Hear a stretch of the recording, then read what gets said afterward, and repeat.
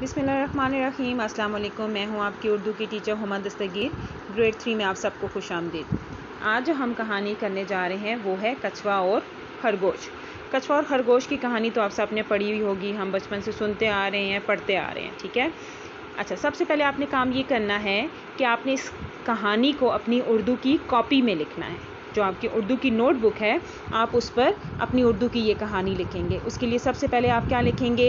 Date, day, class work, और उन्वान में आएगा कछुआ और खरगोश, सरगर्मी में आएगा कहानी।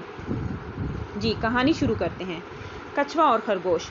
किसी जंगल में एक कछुआ और खरगोश रहते थे।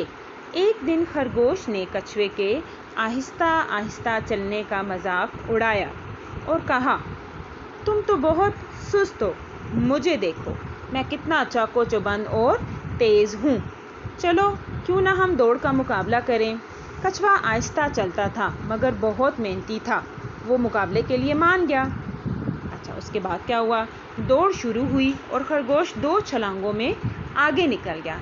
इसने सोचा, मैं तो आसानी से ये दौड़ जीत लूँगा, चलो कुछ देर आराम कर लूँ।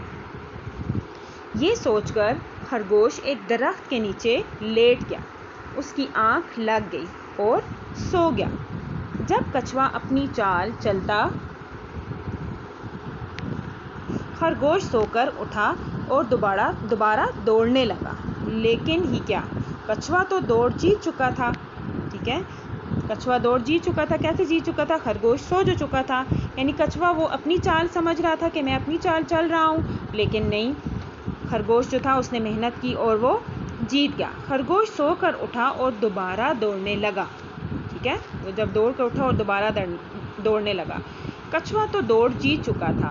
खरगोश को अपनी बेवकूफ़ी पर बहुत अफसोस हुआ।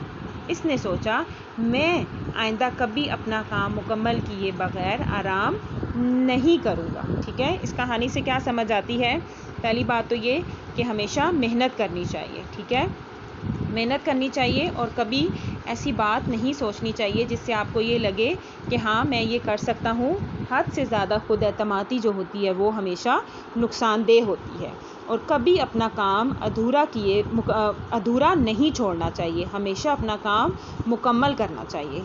ये आपका आज का काम है। शुक्रिया। अल्लाह हाफिज़।